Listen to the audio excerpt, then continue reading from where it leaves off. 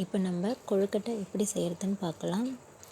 நான் 5 கிளாஸ் பச்சரிசி எடுத்துக்கிட்டு அதை நல்லா கழுவி தண்ணியெல்லாம் வடித்து எடுத்துட்டு ஒரு 5 நிமிஷம் காஞ்ச துணியில் போட்டு கொஞ்ச நேரம் காய வச்சு எடுத்துக்கிட்டேன். இப்போ அந்த அரிசியை நம்ம ஒரு மிக்ஸி ஜாரில் போட்டு நல்ல மாவாக அரைச்சி எடுத்துட்டு அதை ஒரு சல்லடை வச்சு சலித்து எடுத்துக்கணும்.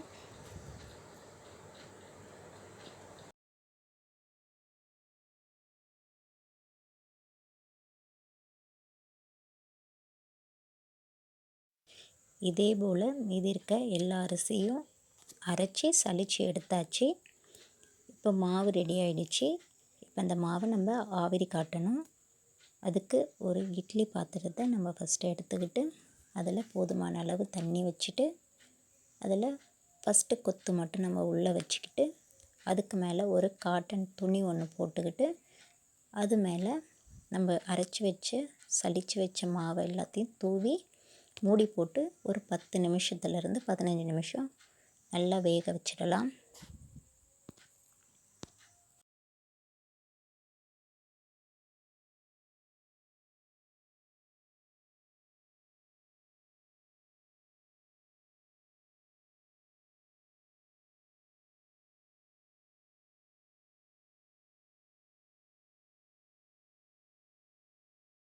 மாவு நல்லா வேகட்டும்.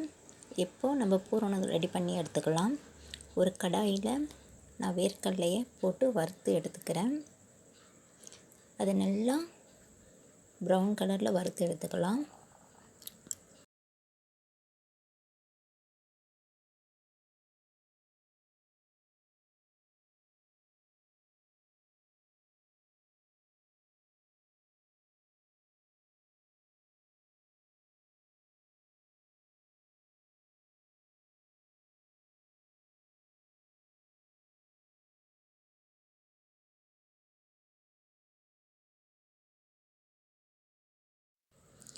நம்ம இந்த வேர்க்கடலையை நல்லா வறுத்துட்டு அதை கொஞ்சம் நேரம் ஆற விட்டுட்டு தோல் எல்லாத்தையும் எடுத்துட்டு வெல்லம் தேவையான அளவு நமக்கு சேர்த்து இதை நல்லா அரைச்சி பூரணம் ரெடி பண்ணி வச்சுக்கலாம். அவங்களுக்கு தேவையான போல் இனிப்பு சேர்த்துக்கலாம். இப்போ பூரணம் ரெடி.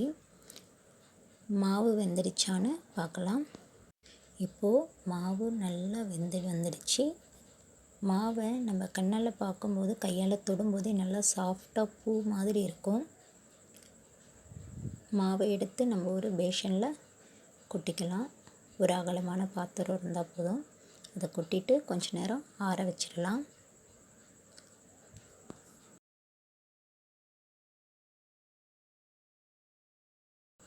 மாவில் இருக்க கட்டியை நம்ம உதுத்து விட்டு அந்த மாவு நல்லா ஆறி வரட்டும்.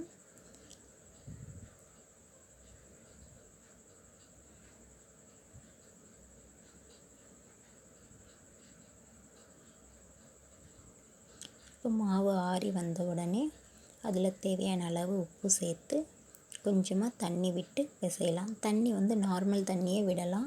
சுடு தண்ணி விட்டால் தான் சாஃப்டாக வரும்லாம் இல்லை. நார்மல் தண்ணி எடுத்து விட்டு பிசைஞ்சிக்கலாம்.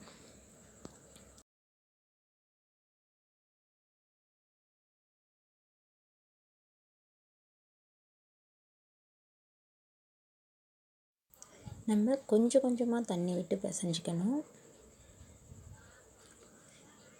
நல்லா மாவு நமக்கு பிடிக்கிறதுக்கு ஏற்ற மாதிரி நல்லா சாஃப்டாக சப்பாத்தி மாவு மாதிரி பிசைஞ்சு எடுத்துக்கோங்க. இப்போ நம்ம மாவு நல்லா பிசைஞ்சாச்சு. அடுத்தது கொழுக்கட்டை பிடிக்க மாவு ரெடி ஆகிடுச்சு.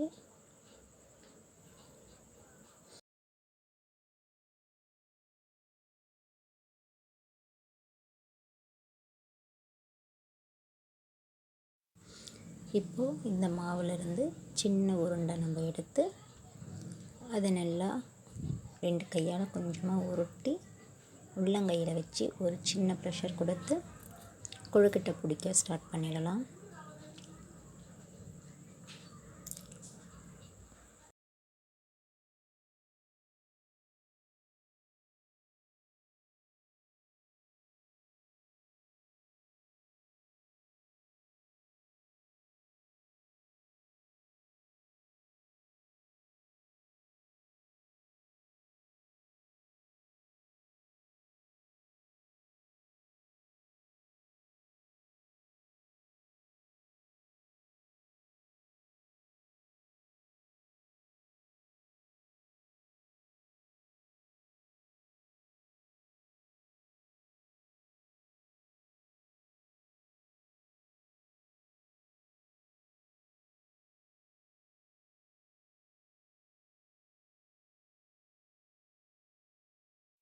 இது போலவே நம்ம எல்லா மாவையும் கொழுக்கட்டை பிடிச்சி எடுத்து வச்சுக்கலாம்.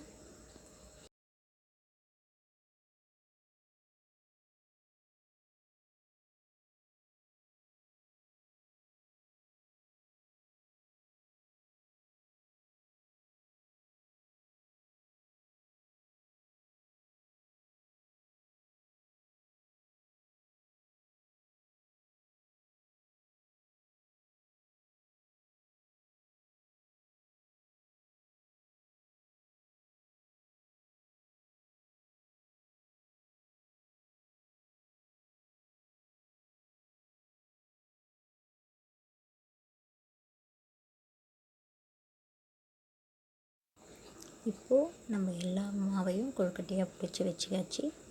இப்போது இந்த கொழுக்கட்டை எல்லாத்தையும் ஒரு இட்லி பாத்திரத்தில் ஒரு காட்டன் துணி ஒன்று மேலே போட்டுட்டு அதில் இந்த கொழுக்கட்டையெல்லாம் ஒன்று மேலே ஒன்று விடாமல் லைனாக அடுக்கி வைங்க.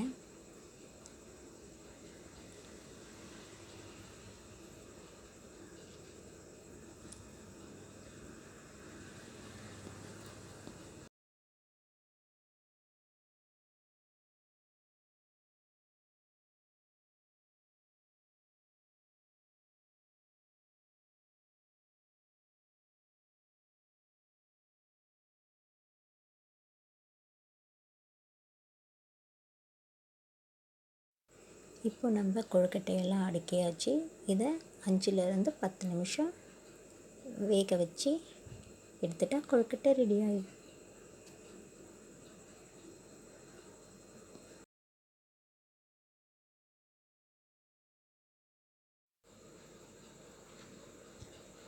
அவ்வளவுதான். இப்போ நம்ம கொழுக்கட்டை ரெடி ஆகிடுச்சு.